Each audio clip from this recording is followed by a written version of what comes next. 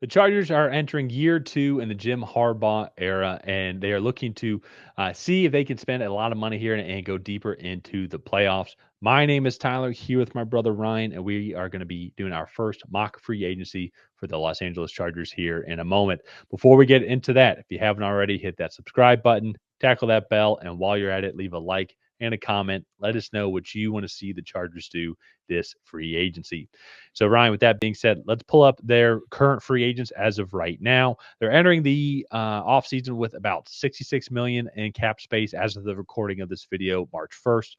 And we're going to clear up a lot of cap space for them here in a moment. But, Ryan, looking at this free agency list here as of now, there's some big names, some key contributors on the team last year. Who do you think are some of the top guys that are going to have the biggest conversations around in the front office? Yeah, so you look, I think Bradley Bozeman at the top, Christian Fulton, Josh Palmer. Khalil Mack is in a void year this year, so he is going to be a free agent. Him and Joey Bosa, it sounds like the Chargers are going to let leave in free agency. So then you have the guys like Poona Ford, J.K. Dobbins, and a few other guys that I think are going to be interesting conversations to talk about. Asante Samuel Jr. unfortunately got hurt. I think that's another one that they're going to have some conversations around going forward. But yeah, like they have a lot of internal free agents. This was a team, in my opinion, that actually is pretty close to having a lot of the pieces. I think they just need to upgrade in a few spots, and like they'll be super competitive. They were already super competitive with the Chiefs in both games this past season. They made the playoffs. And so I do feel like that this team has more pieces than not. And I think with Lad McConkey kind of coming in and lighting it up his rookie season, I think that is really good for this team as a whole. So let's kind of jump right into the free agency aspect of this exercise. So we start off, we do internal free agents first. The first part of internal free agency is clearing out some cap space. And as I just said, it is, I guess, kind of already said that Joey Bosa and Khalil Mack will not be back with the Chargers next season.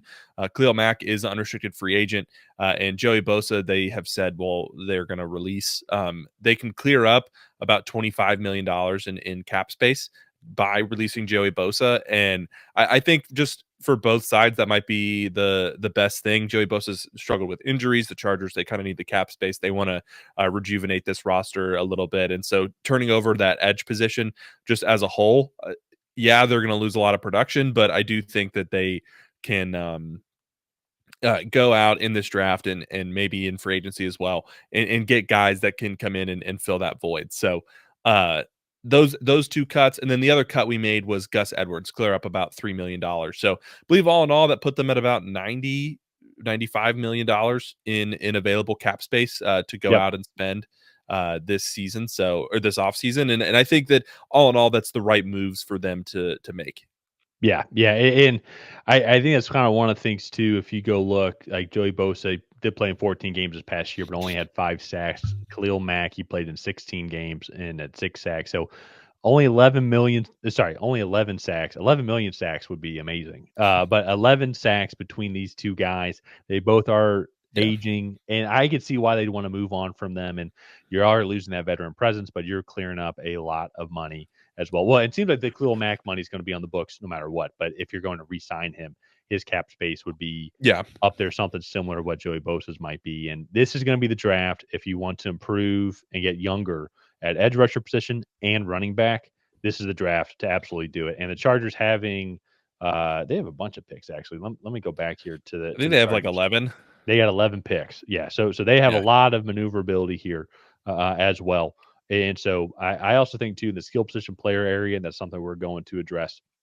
That's going to be in an area that we think that they're going to be able to address in both free agency and also in the draft as well. So those are the two main guys, or the three main guys that we believe are not going to be returning to the Chargers this year. You can maybe make an argument with a couple of other guys as well, but we kind of have to wait and see how things shape up, or maybe they're just smaller and their cap space would be a little bit more insignificant. But moving up to a couple of guys that we are going to keep here internally. So They have a couple of big guys hitting free agency. Asante Samuel Jr. I think that's the guy you keep. You want to have that number one corner as a right there. He's likely not nearly as much production as some of the other top rookie guys, so you will probably be able to get him a little bit cheaper than to say like Byron Murphy or like Yeah. Travarius Ward or something like that. So keep him there as your number one corner. Re-sign Bradley Bozeman as well to a pretty team-friendly deal. He's not the best center in the league, but still, I think have that continuity, and that's a friendly enough deal. If you go find a better center, I think that's a route that you could end up going. So keep that Mhm. meat up in the middle on the offensive side of the ball, and while you're at it, keep the meat on the inside on the defensive side of the ball. Re-sign Puna Ford here. He was, I thought, had a really good season in 2024. Takes up a lot of attention on the interior and help create some one-on-one matchups as well.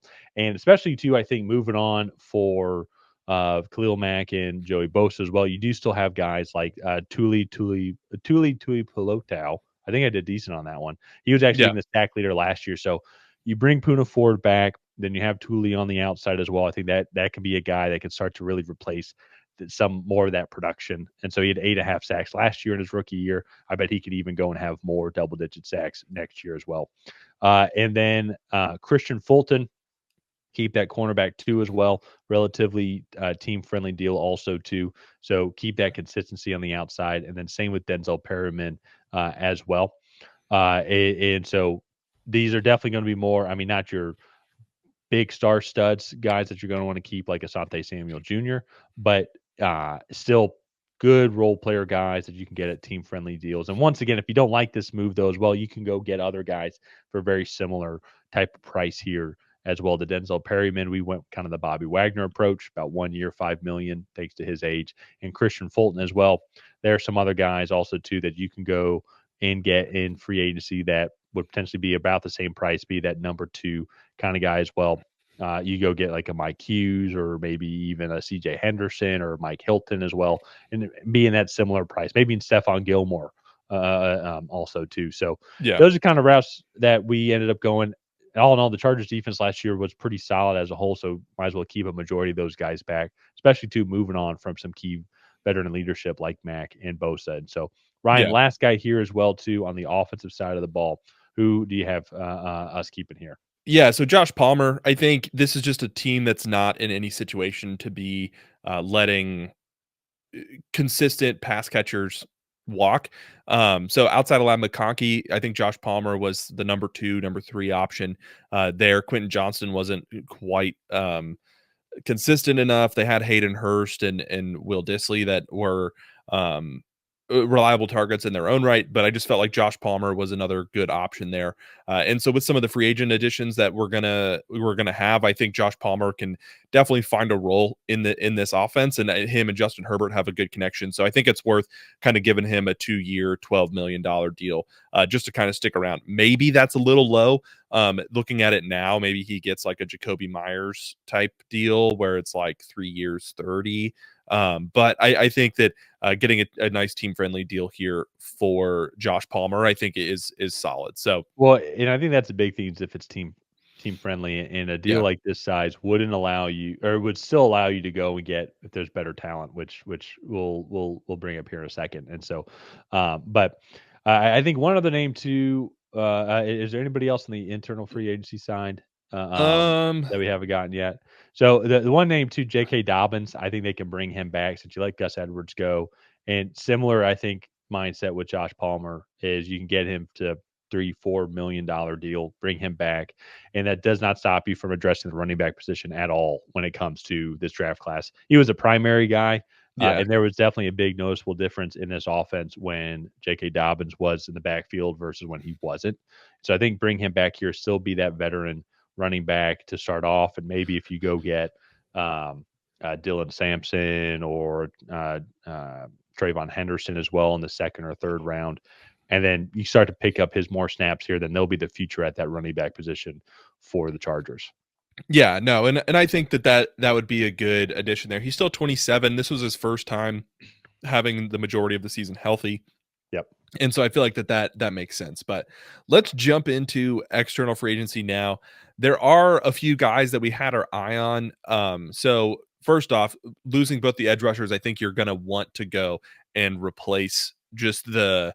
Obviously, you won't get the production out of some of the guys on the free agent market, but if you go out, you can get two veteran, experienced guys who can come in and help mentor guys that you're going to get in the draft. I think that would be uh, very important. So starting off, we're going to go snag Charles Omenihu from the division rival Kansas City Chiefs. Just give him a 2-year, $22 million deal. He only played in 8 games, I believe, this past season for the Chiefs. With that being said, he is a productive edge rusher and in a more starter, like more playing time role. I feel like his production could jump up a little bit more in that aspect of things. And so I just feel like he's a good veteran leader, can come in, mentor some young edge rushers as well. And he's just a good, talented guy. Replace some of that production that you lost there on the edge. And then second, we're going to go and snag Clelin Ferrell from the Washington Commanders. He was signed to like a $3.75 million deal this past season, just kind of as a one-off. Wasn't super productive, but with that being said, you're going to get him for $3.5 million over two years. And I just feel like that's a good value. Doesn't keep you from actually going and having him be kind of the third or fourth guy in that edge rusher rotation. But I just think you have two veteran guys that can play at an NFL level at that edge position, especially after losing Joey Bosa and Khalil Mack, that's going to be really, really important for this team.